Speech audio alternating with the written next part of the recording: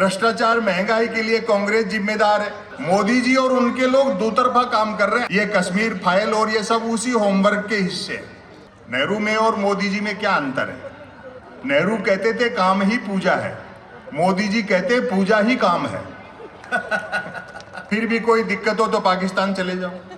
जिन आजादी के दीवानों ने अपने प्राणों की आहुति देकर के इस देश को बचाया और बनाया, आज उनके सपने धूल दूषित न हो जाए, हम उसी दायित्व का निर्वहन कर रहे हैं। मैं कई बार आप लोगों के यहाँ आता जाता रहता हूँ, मिलता जुलता रहता हूँ। हमारा किसी पार्टी से कोई लेना देना और ऐसा कुछ है नहीं। मैं किसी कांग्रेस का या अदर पार्टी का कोई प्रवक्ता भी नहीं हूँ, लेकिन इतना कहना चाहता हूँ कि कांग्रेस सिर्फ राजनीतिक दल नहीं है, इस देश का डीएनए है। वाह, इस देश का स्वभाव है और जीवन में उतार चढ़ाव आते रहते हैं। और आपने ऐसा कोई पहली बार नहीं देखा। चोरी चोरा कांड से लेकर के 1947 तक महात्मा गांधी ने भी बड़े उतार चढ़ाव देखे। फिर मैं एक शायर का एक शेर कहना चाहता हूँ कि होके मायूस ना आंगन से उखाड़ो पौधे, धूप बरसी है तो बारिश भी यहीं पर होगी। ये सब आते जाते रहते हैं, सब चीजें चलती रहती हैं। हर चीज की एक पटकथा होती है, कि स्क्रिप्ट होती है, और वो जब तक स्क्रिप्ट पूरी नहीं होगी तब तक चीजें बदलेंगी नहीं। मेरे व्यंग को समझना और मुझे दाद देना। अगर गब्बर सिंह शुरू में ही निपट जाता तो शोले 3.25 घंटे थोड़ी चलती। तो वो जिन्होंने जितने टाइम की स्क्रिप्ट लिखी है वो पूरा काम करेगी, और धैर्य के साथ में समाज का, देश का जो काम है वो हमको ईमानदारी से करते रहना चाहिए। गांधी नेहरू की विरासत आप सब लोगों के पास है। नेहरू में और मोदी जी में क्या अंतर है? नेहरू कहते थे काम ही पूजा है, मोदी जी कहते पूजा ही काम है। दरअसल मुझे क्या है कि मोदी विरोधी मान लिया गया, जबकि हम 14 के पहले इन लोगों पर व्यंग लिखते थे, और ये जब चले जाएंगे जो नए आएंगे उनके लिए भी लिखेंगे। मेरी इमेज तो ऐसी बना दी मोदी विरोधी की कि अगर मैं कह दूं कि मोदी जी विकास के दम पे दोबारा जीत के आए हैं, तो भक्त लोग जूता निकालते हैं कि शर्म नहीं आती प्रधानमंत्री के बारे में झूठ फैलाते हुए।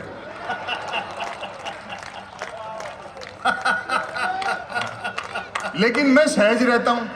ये नौजवानों से भी निवेदन करता हूं, सोशल मीडिया पे एक आईटी सेल बैठी है जो आपको होमवर्क देने का काम करती है, उनके जाल में मत फंसो। दरअसल मोदी जी और उनके लोग दो तरफा काम कर रहे हैं। अपने आईटी सेल वालों को होमवर्क देते हैं जो उनके विरोधियों को होमवर्क देते हैं। ये कश्मीर फाइल और ये सब उसी होमवर्क के हिस्से हैं। जो 18-20% उनका हार्डकोर वोटर है वो जानते हैं इसको टाइम पर होमवर्क नहीं दिया तो ये शिक्षा, चिकित्सा, स्वास्थ्य की बात करने लग जाएगा, महंगाई और बेरोजगारी की बात करने लग जाएगा। तो आप उनके चक्करों में फंसे नो। ये सब मैं नहीं फंसता हूँ। अभी जैसे मैं 12 तारीख से बिजी हूँ और 4 राज्यों के चुनाव में भाजपा जीत गई, तो एक ने मुझे तंज किया, भक्त ने, बोले जीत गए योगी जी। मैं कहा इस बात की टेंशन तो मोदी जी को हो। तो होमवर्क मत ले वो इनसे। 2019 में जब चुनाव परिणाम आना सुनो और मोदी जी की पार्टी को बढ़त मिली, तो गुजरात से मेरे पास एक व्यंग्य का फोन आया। मैं कितना सहज रहता हूं। बोले और सुनाओ क्या हाल चाल है।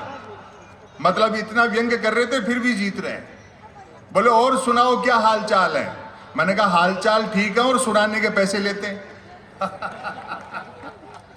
बोले फिर जीत गए मोदी जी। मैं कहा अच्छा, हमको भी नया नहीं लिखना पड़ेगा।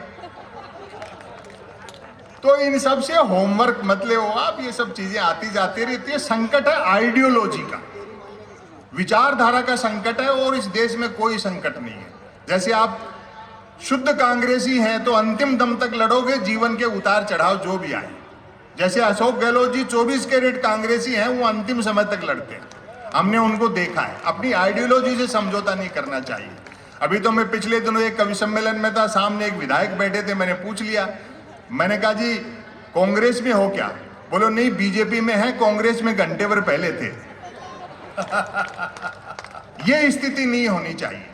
और एक चीज और आप देखो कि बीजेपी इतना सब कर रही है, इतनी देश की दुनिया की बड़ी पार्टी अपने आप को मानती है, फिर भी आपकी पार्टी में कितना तोड़फोड़ करती रहती है। इसका मतलब उनका कॉन्फिडेंस लूज है, ये मान करके चलो आप। और अगर इसी तरह से कांग्रेसियों को तोड़ फोड़ के भाजपा ही शामिल करते रहे तो हो सकता है 2024 में बीजेपी का चुनाव चिन्ह हो हाथ के पंजे में कमल का फूल। थोड़ा सा मीडिया अपनी जिम्मेदारी नहीं निभा रहा है। मीडिया के बंधु यहां हैं, मैं उनसे माफी चाहता हूं, हालांकि ये काम उनको करना चाहिए। अखबार अब 3 चीजों के लिए पढ़े जा रहे हैं। गलती इनकी नहीं है, इनकी कलम जेब में रख दी और कैमरे कंधे पे लटका दिए और हाथ पीछे बांध दिए, वरना एक जो क्षेत्रीय लोग हैं, जो छोटे छोटे पत्रकार हैं, ये बड़ा काम कर सकते हैं। असली काम वो खेल कर रहे हैं जिनको राज्यसभाओं की मेंबरी चाहिए, जो बड़े बड़े मीडिया हाउस चलाते हैं। लोग डर के मारे बोल नहीं पाते, ये बातें कवि कहते हैं। अखबार 3 चीजों के लिए पढ़े जा रहे हैं, बिजली कटौती, उठावना और राशिफल। और रोज नए निकलते हैं। एक दिन तो अखबार के दफ्तर से 2 लोग आगे बोले, संपत सरल जी नया अखबार लॉन्च कर रहे हैं, आप भी ग्राहक बन जाओ, क्योंकि अखबारों का कोई पाठक तो बनता नहीं, ग्राहक ही बनते। 1 रुपए में 16 पेज। और जो मैंने जवाब दिया, 1 रुपए में 16 पेज। मैंने कहा भैया रुपया चाहे 1 की जगह 2 ले जाए, लेकिन 16 पेज खाली दे जाया कर। फिर मैंने रिसर्च की कि इतने अखबार बिकते कैसे हैं। तो अचानक एक दिन एक अखबार के दफ्तर से फोन आया, बोलो संपत सरल जी आज आपका नाम हमारे अखबार में छपा। मैं बड़ा खुश हुआ, जी आपका अखबार कहाँ मिलता है? बोले हमारा अखबार कोई होकर नहीं बांटता है, जिस किसी का नाम छप जाता है दिन भर वही खरीद खरीद कर बांटता है। जिस मीडिया को जनता के लिए मोमबत्ती होना था, वो सत्ता के लिए अगरबत्ती हो गया। प्रधानमंत्री कदम ताल भी करते हैं तो मीडिया वाले उसको मार्च पास्ट बताते हैं। टेलीविजन पे आप प्राइम टाइम पे बहस देखते हो, 4 जन बहस आते हैं, जैसे अवध के नवाब मुर्गे लड़ाते थे। एक मुद्दे का समर्थक, दूसरा मुद्दे का विरोधी, तीसरा बुद्धिजीवी दोनों को हड़काने वाला, और चौथा एंकर तीनों को भड़काने वाला। और व्यंग पर आपकी दाद उठेगी, चौथा एंकर तीनों को भड़काने वाला।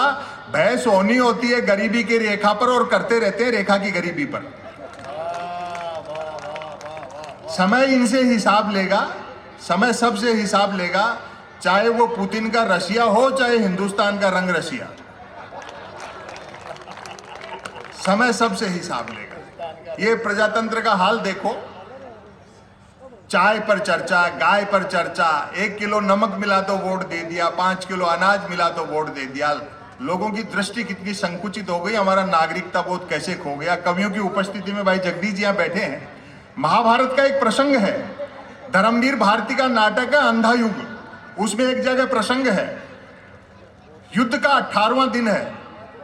धृतराष्ट्र और गांधारी बैठे संजय का इंतजार कर रहे हैं कि वो आकर के बताए कि दुर्योधन मारा गया या बचा। अचानक 2 प्रहरी देखते हैं जो पहरा लगा रहे थे कि वातावरण भयानक हो रहा है और अंधकार बढ़ता जा रहा है।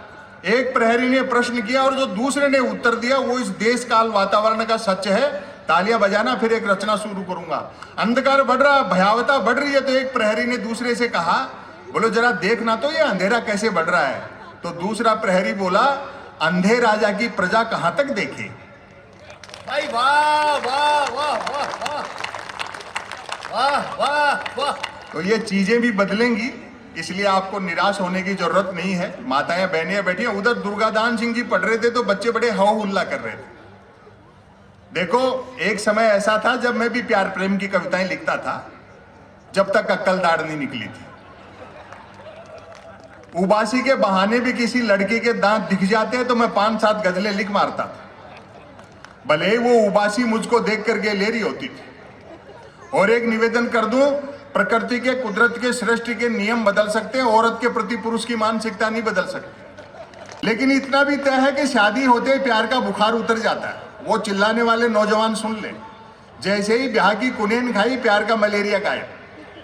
मेरे एक मित्र ने प्रेम विवाह किया, प्यार के दौरान जिस लड़की के साथ जो कंकर झील में फेंके थे, शादी के बाद दाल में निकल रहे।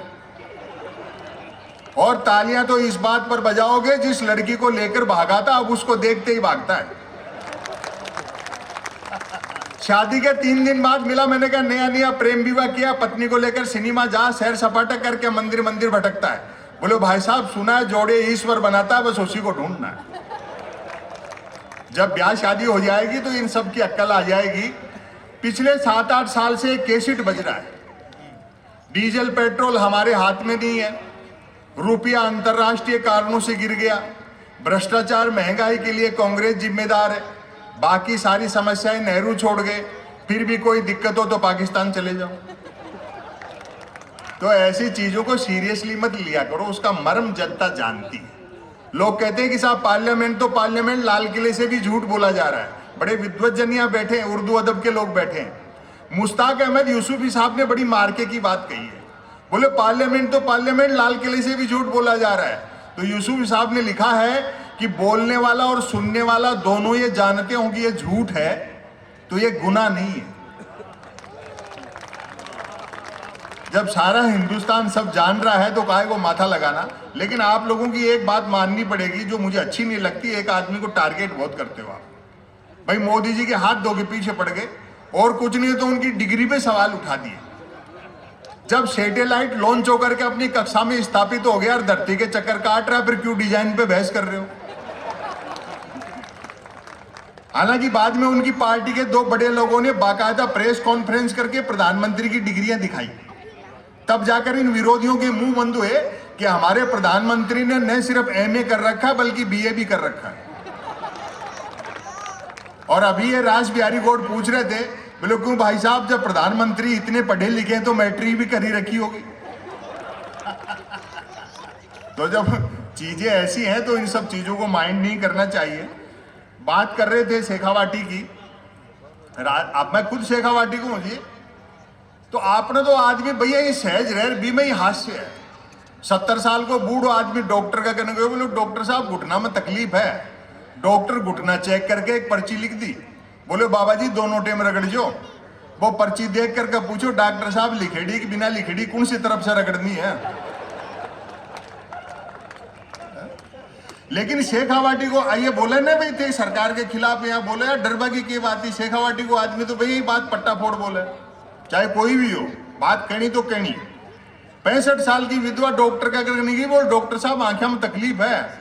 डॉक्टर आंख चेक करके बोले माता जी ये बीमारी को एक ही इलाज है कि आंखें में घर में हाथ से उपाड़े तो काजल गालो। बा बोली बेटा गालो, 45 बरस पहले रो रो और काटो। तो आपा सच ने बोलागा तो कौन बोलेगा जी? ये माता बहन बैठी, कई बार जी कोई भी यहाँ की चीज हो जाए, तारो लाग गो, शुभ काम कौन हो, मांगलिक काम कौन हो, तारो लाग बना अपने देश की भाषा में बोलो तारो डूबनो।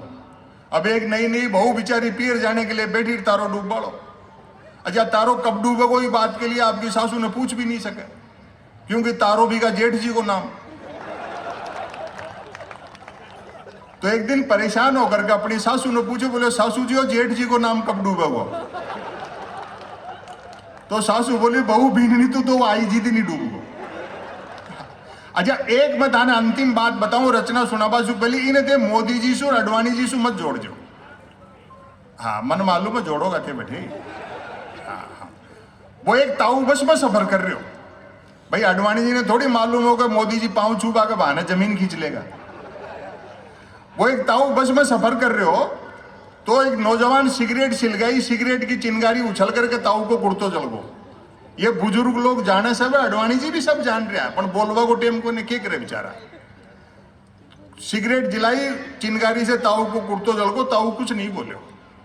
नौजवान देखे हो यहाँ का जमाना में, यहाँ को ताऊ यार गुस्सो करो तो दूर हो तो कुछ कही नहीं रही हो, बात करनी चाहिए। नौजवान नजदीक आकर के बोले ताऊ राम राम, ताऊ बोलो राम राम। अब नौजवान को सवाल और ताऊ को जवाब, बोले ताऊ राम राम, बोले जी राम राम। नौजवान पूछ लो ताऊ कौन सो गांव? ताऊ बोले क्यों गांव भी बालक हो गए? तो ये जाने सब है जी। एक रचना मैं आपको सुना देता हूं, हमें महनी है जो जगदीश सोलंकी जी हैं उनको सुनना है। इंडिया का डिजिटल होने से बहुत लाभ हो गया। आदमी न सिर्फ 1 करोड़ का लोन 59 मिनट में ले सकता है, बल्कि 59 करोड़ का लोन लेकर के 1 मिनट में भाग भी सकता है। भ्रष्टाचार में भी कमी आ गई, रेटें डबल हो गई, गारंटी आती है। यहीं से मैंने एक रचना निकाली, मैं आपको प्रस्तुत करता हूं। लेकिन जो वादे उन्होंने कर दिए वो होंगे भी, ऐसा नहीं है। जैसे बुलेट ट्रेनें चलेगी, प्रधानमंत्री जी आए थे शिंजो आबे जापान के 2015 में, तो मोदी जी ने बुलेट ट्रेन के समझौते पे हस्ताक्षर किए और अगले दिन शिंजो आबे को बनारस ले जाकर के 3 घंटे तक गंगा आरती दिखाई। तो शिंजो आबे बोले, मोदी जी जब आप लोगों के पास इतनी फुर्सत है तो काहे को बुलेट ट्रेन चला रहे?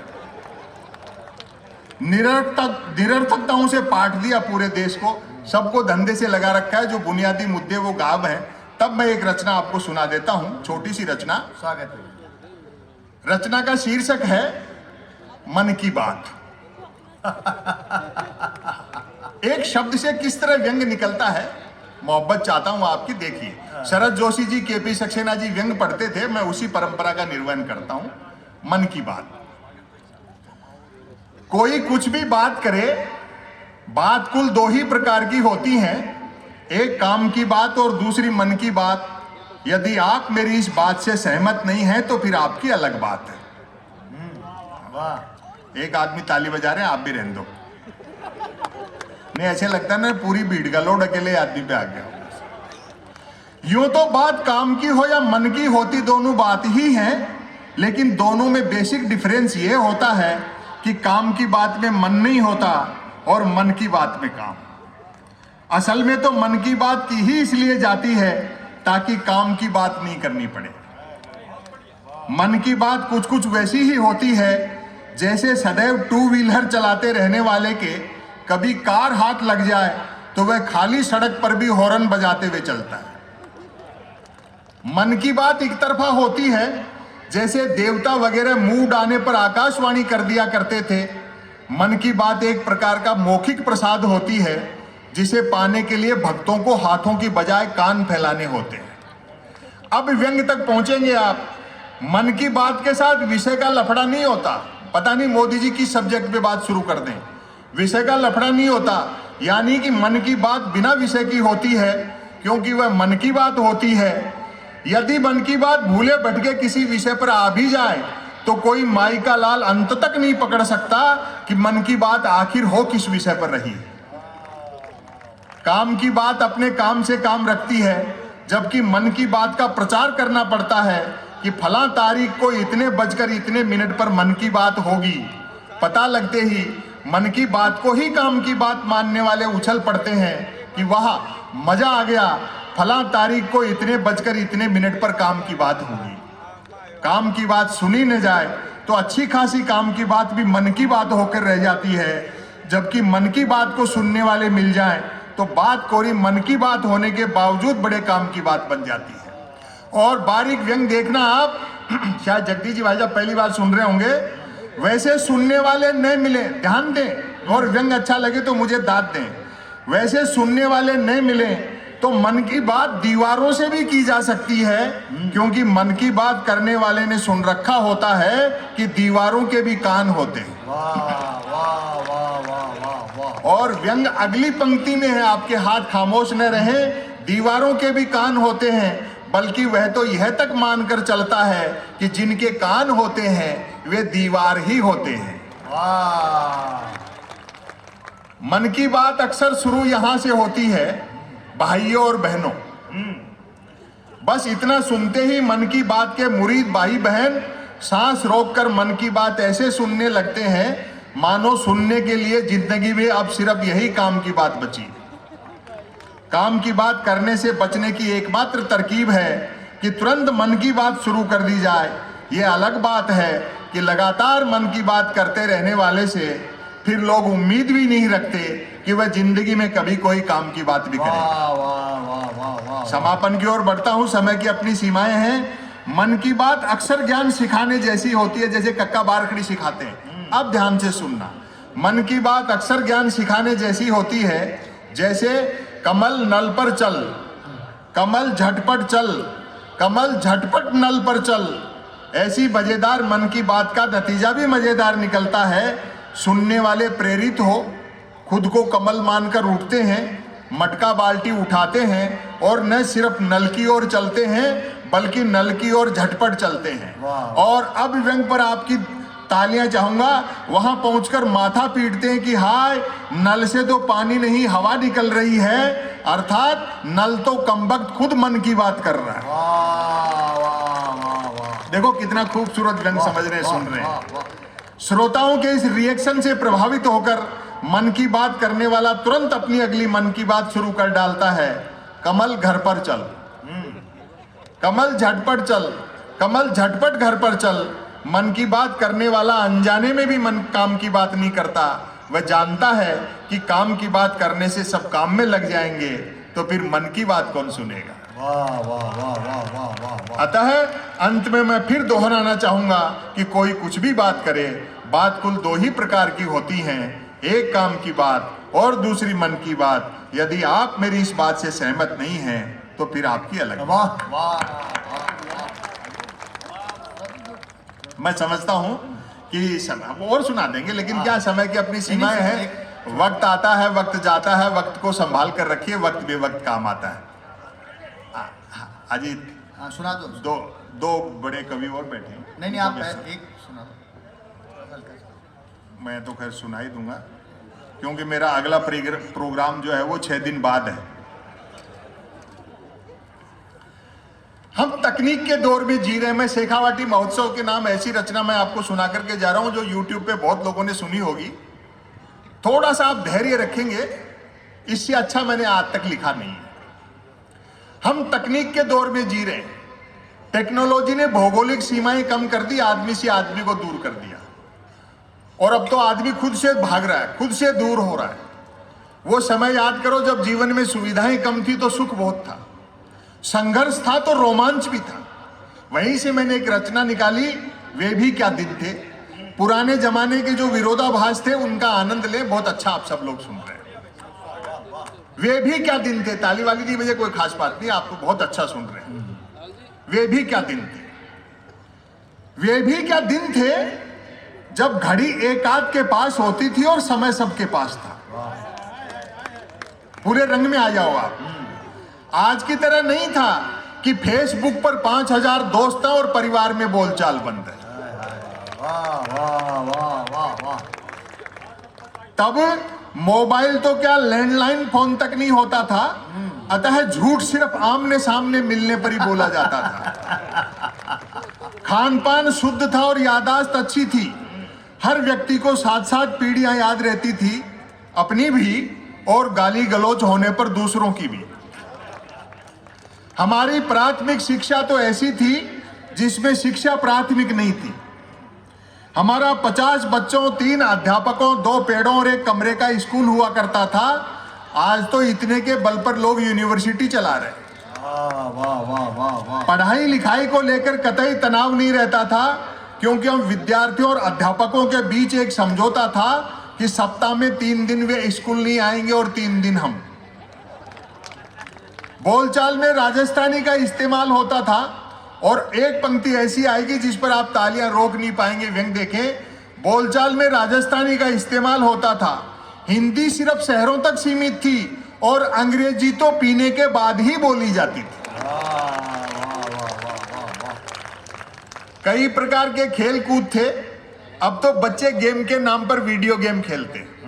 बच्चे भी क्या करें, खो खो, कुश्ती और कबड्डी तो संसद विधानसभाओं में चले गए। बाकी खेलों को क्रिकेट ने बाउंड्री लाइन से बाहर कर दिया।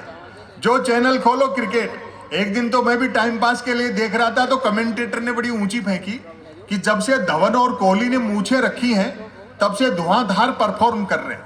मेरे उस दिन समझ में आए कि दुनिया में महिला क्रिकेट क्यों पिछड़ा हुआ है। अब अपना जवानी बचपन याद करो।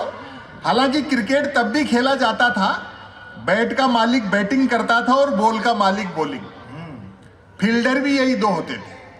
बैट टच न होने पर फेंकी हुई गेंद फेंकने वाले को ही लानी पड़ती थी। एक ओवर कुल कितनी गेंदों का होगा यह गेंद का मालिक तय करता था। बल्लेबाज पहले गेंद पीटता था, फिर मूड के अनुसार भागकर या चलकर रन बनाता था, तत्पश्चात गेंद लाता था। अब आपकी तालियां उठेंगी। तत्पश्चात गेंद लाता था। ऐसा भी होता रहता था कि बल्लेबाज की दिन भर गेंद लाने की इच्छा नहीं रहती थी और वह दिन भर रन ही बनाता रहता था। हम आवारा पूंजीवाद के दौर में जी रहे, जिसमें बेकाबू टेक्नोलॉजी और मिल गई। उसने विकास तो किया लेकिन कीमत ज्यादा ले ली। बड़े लोग यहाँ बैठे हैं, बचपन जवानी याद करो। 2 जोड़ी कपड़े होते थे, एक पहन लिया, दूसरा धो के सुखा दिया, वो भी परिवार में किसी की बड़े फिट भाई के फिट करा लिए, चाचा जी के फिट करा लिए, प्रेस भी तकिए के नीचे दबा के करते थे। आज वार्डरोब अलमारी कपड़ों से भरी रहती है और आदमी आधे घंटे तक तय नहीं कर पाता कि इस पैंट के साथ कौन सा शर्ट मैच करेगा। ये जो जीवन में खोखला अपनाया है, ये इस आवारा पूंजीवाद और बेकाबू टेक्नोलॉजी की देन है। तब मैं कहना चाहता हूं, लोग भूखे उठते तो थे किंतु भूखे सोते नहीं थे। महंगाई बिल्कुल नहीं थी, ईमान के अलावा सब कुछ सस्ता था। और सस्ताई का अंदाजा आप इसी से लगा लें कि फिल्मों में हीरोइनों को पैसा कम मिलता था तो भी कपड़े पूरे पहनती थी। क्या बात है, बहुत अच्छा सुन रहे हैं आप। वाह वाह। उन दिनों रामलीलाएं मनोरंजन का प्रमुख साधन हुआ करती थी। गांव गांव में रामलीलाएं होती थी। समय सबका हिसाब लेता है। भले आदमी आडवाणी जी को आज समझ में आ गया है ना कि राम किसी मठ में नहीं घट में रहते हैं, इनको भी समझ में आए। एक सिस्टम है जो आदमी का इस्तेमाल कर रहा है। उन दिनों रामलीलाएं मनोरंजन का प्रमुख साधन हुआ करती थी, जिनमें महिला पात्रों का रोल भी पुरुष ही किया करते थे। रामलीला वालों का गले मिलने और गले पड़ने का समय अलग अलग होता था। रामलीला मंडली गांव की धर्मशाला में ठहरती थी। हम बच्चे दिन में धर्मशाला में जाकर देखते थे कि गत रात ही एक दूसरे के जानी दुश्मन रहे बाली और सुग्रीव साथ साथ ताशपत्ती खेल रहे। शूर्पणखा मंथरा के लिए चाय बना रहा है और हर पुरुष की जो घर में औकात है, चटाई पर बैठा रावण रात को आरती में आए पैसों का हिसाब मंदोदरी को दे रहा है। यहीं आकर के मंजिल का पता मालूम होता है। वो मोदी जी ने भी एक ही बार ऊंची छोड़ी थी कि मेरा सीना 56 इंच का है। मैं कहा भैया, शादी करके पत्नी को भूलने की सुविधा होती तो हमारा भी इतना ही होता। लोग पैदल चलते थे और पद यात्राएं करते थे, जो कि पद प्राप्त करने के लिए नहीं होती थी। कुछ एक के पास साइकिलें होती थी जो 4 रोटियों में 40 का एवरेज देती थी। कारें मोटरसाइकिलें तो छोड़ो, बसें तक गिनती की हुआ करती थी। जहाज और हवाई जहाज तो हम किताबों में देखते थे और कॉपियों के बनाते थे। याद आती है वे मीटर गेज की कोयले की इंजन वाली गाड़ियां। तय करना कठिन था कि ट्रेन और यात्रियों में कौन किसको ढो रहा है। उनकी स्पीड का तो यह हाल था कि घंटे आध घंटे का सफर होता था तो भी लोग 3 वक्त का खाना बांध कर चलते थे। ट्रेन में चढ़ने में जितना पसीना आता था, उतरने में उससे अधिक आता था। यात्री काठ की सीटों पर काठ के उल्लू बने बैठे रहते थे। और भारतीय मनुष्य का मनोविज्ञान देखना और पकड़ लो तो मुझे बताना भी। यात्री काठ की सीटों पर काठ के उल्लू बने बैठे रहते थे। डिब्बे में डफली वालों का गाना बजाना चलता रहता था। खड़े यात्री भजन पसंद करते थे और जिन्हें सीट मिल जाती थी वे गजल। लोग फरमाइशें करते रहते थे और डफली वाले गाते रहते थे। डफली वालों को पैसा देने का वक्त आता था तब फरमाइशें करने वाले खुद गाने लगते थे। और अगली पंक्तियों पर फिर आप तालियां रोक नहीं पाएंगे, क्योंकि यात्री को सामान की भी स्वयं ही रक्षा करनी होती थी। अतः खाली हाथ चढ़ते थे तो भी सामान लेकर ही उतरते थे। और समापन की ओर बढ़ता हूं। चिट्ठी पत्री का दौर था। SMS ईमेल वाले क्या जाने पत्र लेखन का स्वाद। हमारे एक बड़े शायर है उदय प्रताप सिंह जी, जो समाजवादी पार्टी के सांसद भी रहे। उनका एक शेर है कि मोबाइलों के दौर के आशिक को क्या पता, रखते थे कैसे खत में कलेजा निकालकर। चिट्ठी पत्री का दौर था। SMS ईमेल वाले क्या जाने पत्र लेखन का स्वाद।